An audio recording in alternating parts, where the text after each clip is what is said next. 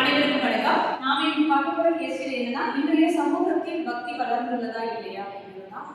அதாவது மனிதனுடைய வாழ்க்கையில் மிகவும் முக்கியமானது நம்பிக்கை, அதுவும் கடவுள் நம்பிக்கை. கடவுள் நம்பிக்கை இருக்கும்போது ஒரு பயபக்தியான உணர்வு, தவறு செய்யக்கூடாதுன்ற ஒரு நிலை நம்முடைய மனசுல இருக்கும். அப்படிப்பட்ட நிலையில பக்தி உணர்வு அப்படிங்கிறது நம்மளுடைய மனித உணர்வுகளோட இணைந்த ஒரு உணர்வா நம்ம பார்க்கிறோம். பக்திங்கிறது எல்லாருக்கிட்டையும் இருக்கும்னா, குரு பக்தி, சிவபக்தி, கடவுள் பக்தி அப்படின்னு சொல்லி நிறைய உணர்வுகளுக்கு ஆட்படுகின்ற நிலையில இந்த பக்தி இலக்கியம் படிக்க போற நாம பக்தி உணர்வு இருக்கா இல்லையா, இன்றைய சமூகத்துல இந்த பக்தி உணர்வு எவ்வளவு தூரம் வளர்ந்துள்ளது?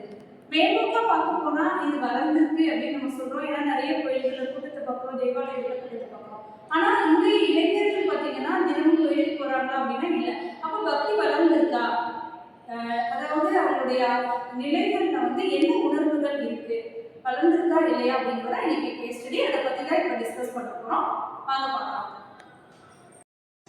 இன்றைய சூழலில் பக்தி குறைந்துதான்னு கேட்டால் இல்லைன்னு தான் நான் சொல்லுவேன். ஏன்னா நகரங்களில் மட்டும்தான் வேலைக்கு போகிறாங்க, படிக்கிறாங்கிறதுனால அவங்க பக்தி குறைவிடுது. ஆனால் இன்னுமே கிராமங்களில் பக்தி வலுவாக தான் இருக்குது. ஏன்னா ஊர் திருவிழாக்கள் நடக்குது, அதுக்கப்புறம் விரதங்கள் பக்திக்காக இருக்கிறாங்க, சாமி கும்பலோட வருது. அதனால பக்தி அதிகமாக தான் இருக்குது. நிறைய கோயில்கள் இது கட்டப்பட்டுள்ளது. அப்புறம் மக்கள் கோயிலுக்கோ தேவாலயத்துக்கோ அதிகமாக செல்றாங்கன்னு பார்க்க முடியுது. இன்றைய நிலையில் பக்தி குறைஞ்சிருக்குன்னு தான் சொல்லுவேன். கோயில் கூட்டமாக தான் இருக்கு, நான் இல்லைன்னா சொல்ல மாட்டேன். ஆனால் அந்த பக்தி இருக்கா அப்படிங்கிறது ஒரு கேள்வி தான். இப்போ எல்லாம் அழகுக்காக வைக்கிறதா ஆகிப்போச்சு. சந்தனம், திருநீர், குங்குமம் எதுனாலுமே சரி அழகுக்காக வைக்கிறதா பார்த்தாங்க. பக்தி இருக்கான்னு கேட்டால் இல்லைன்னு தான் நான் சொல்லுவேன். கிராமங்கள்ல அப்படி கிடையாது. அந்த பாரம்பரியம் இருக்கு, அந்த எல்லாமே அந்த வழக்கு அது மாதிரி எல்லாமே நடக்குதுன்னு சொல்லுவேன். சமுதாயத்தில் பக்தி வளர்ந்துள்ளதா என்ன கேட்டால் வளர்ந்துள்ளதுன்னு தான் சொல்லுவேன். ஏன்னா எதுக்கு எடுத்தாலும் நம்ம சாமி எல்லா ஒரு எக்ஸாம்பிள் சொல்லணும்னா, இப்போ ஏதாவது எக்ஸாம்லாம் ஃபஸ்ட்டு நம்ம சாமி கும்பிட்டு தான் போகிறோம். ஏதாச்சும் எந்த ஒரு பயம் எதாக இருந்தாலும் ஃபஸ்ட்டு சாமியை கும்பிட்டு ப்ரே பண்ணுறோம்.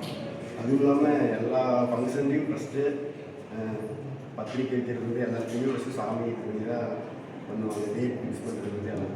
அதனால் என்ன கேட்டால் பக்தி வளர்ந்து பக்தி சடங்காக இல்லை. எப்படி சொல்கிறதுன்னா, கடவுளை அந்த காலத்தில் ஒரு கடவுள் பேரை சொல்லி கும்பிட்டா ஒரு மன அமைதி கிடைக்கும் அப்படிங்கிறதுக்காக அந்த காலத்தில் கடவுளை நேராக போய் அந்த மாதிரி கும்பிட்டாங்க. ஆனால் இப்போ உள்ள ஜென்ரேஷனில் என்ன பண்ணுறாங்கன்னா, கடவுள்ன்ற பேரை சொல்லி கும்பிடாம தியானம், யோகா அந்த மாதிரி ஒரு விஷயங்களை பண்ணி ஒரு மன அமைதியை பெற்று ஒரு அணுகுமுறையை கிரியேட் பண்ணிக்கிறாங்க. ஸோ அதனால் இந்த மாதிரி தியானம் அப்படிங்கிற விஷயங்கள் மூலிமா கடவுளை இன்னும் வழிபட்டுட்டு தான் இருக்காங்க.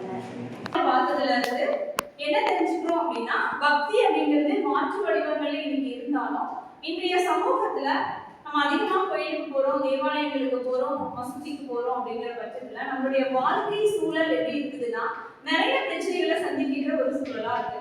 சின்ன வயசுல இருந்து சின்ன குழந்தைகள்ல இருந்து என்ன பண்றோம் அப்படின்னா நிறைய பிரச்சனைகளை சந்திக்கிறோம். அதாவது நம்ம பள்ளிக்கு போறதே ஒரு கஷ்டமா இருக்கு, கல்லூரிக்கு செல்வது அதை விட கஷ்டமா இருக்கு. அதுக்கப்புறம் பரீட்சைனா இன்னும் கஷ்டப்படுறோம். அதை எழுதணும், பரீட்சை எழுதணும், படிக்கணும், நிறைய பிரச்சனைகள் வாழ்க்கையில. ஏதாவது குடும்ப பிரச்சனைகள் இருக்கு, மன அமைதி இல்லாத ஒரு பிரச்சனை இருக்கும்போது அந்த மன அமைதியை தேடி நம்ம யார்கிட்ட போறோம் அப்படின்னா கடவுள்கிட்ட தான் போறோம். அதுதான் ஒரு நம்பிக்கை. அந்த கடவுள் அதை தீர்ப்பார் அப்படின்னு நினைக்கிறோம், கடவுள்கிட்ட வேண்டிக்கிறோம். வேண்டுதல் என்பது இன்னைக்கு மிக முக்கியமா இருக்கு. எந்த இடத்துக்கு போனாலும் சரி, இப்போ ஒரு வாழ்க்கையில நிறைய கஷ்டங்கள் அனுபவிக்கிறோம், வேலைகள் வேணும்னு தேடி போறோம். இப்போ வேலை கிடைச்சிருச்சுன்னா அதுக்கு நன்றி தெரிவிப்பதற்காகவும் கடவுள்கிட்ட தான் போறோம். இப்போ கடவுள் அப்படிங்கிற ஒரு நிலை இருக்கும் பொழுது பக்தி என்ற உணர்வு இன்னைக்கு அதிகமாக தான் இருக்கு. அதாவது மெய்நோக்கா நம்ம பார்க்க போனா அது குறைஞ்சிருச்சு நமக்கு தோணுனாலும் உள்ளூர் உணர்வு அப்படிங்கிறது ஒண்ணு இருக்கு இல்லையா? அந்த உள் உணர்வு என்ன சொல்லுது அப்படின்னா, கண்டிப்பா ஒரு நம்பிக்கையை தருகின்ற பக்தி நம்மிடம் இருந்து கொண்டுதான் இருக்கிறது.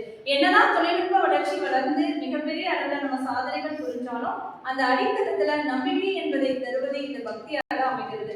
கடவுள் நம்பிக்கை இல்லை அப்படின்னு சொன்னா மனிதனுக்கு பயமே இல்லாம போயிடும். அதாவது கடவுள் அப்படிங்கிற ஒருவர் தண்டனை தருவார், நம்மளுடைய வாழ்க்கை அடுத்த நிமிடம் என்ன நடக்குதுன்னு தெரியாத ஒரு நிலையில இந்த நம்பிக்கை தான் நம்மளை வாழ வைக்குது. ஒவ்வொரு நிமிடமும் ஒரு மனிதன் விழுந்து விட்டான் என்றால் அவன் எழுந்து நடப்பதற்கு வாழ்வில் சறுக்கி விழுந்த போதும் அவனுக்கு நம்பிக்கை தருவதே இந்த கடவுள் என்ற ஒரு பக்தி உணர்வு தான். இன்னைக்கு ஆன்மீக தேடல் வேறு விதமா இருக்கலாம். தியானம், யோகா என்ற நிலைகள்ல சமூக ஊடகங்கள் நம்மை ஆட்கொண்ட போதும் இந்த நிலைகள்ல மனதை அமைதிப்படுத்துவதற்கு பக்தி உணர்வு தேவை என்பதை நாம் உணர்ந்து கொண்டுதான் இருக்கிறோம்.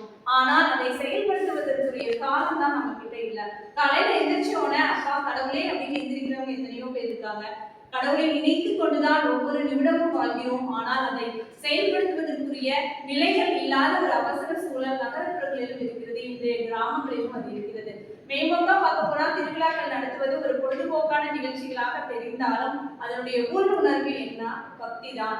அந்த பக்தி உணர்வு தான் இன்றைக்கும் நம்மை வாழ வைத்துக் கொண்டிருக்கிறது என்ற நிலையில் குறைந்துவிட்டது போல தெரிந்தாலும் மறையவில்லை. மாற்று வடிவங்களை பெற்று நம் உள் உணர்வோடு பக்தி உணர்வை இருந்து கொண்டுதான் இருக்கிறது. அதனால்தான் நாம் பக்தி இலக்கியங்களை இன்றும் படிக்கிறோம், பிரயாணம் செய்கிறோம், பாடுகிறோம். இறைவனை குறித்து நாம் நிலைகளை வெவ்வேறு வகைகளில் வெளிப்படுத்துகிறோம் என்ற நிலையில் பக்தி உணர்வு இன்றும் நம்மில் இருக்கிறது என்று சொல்லி முடிக்கிறேன். நன்றி, வணக்கம்.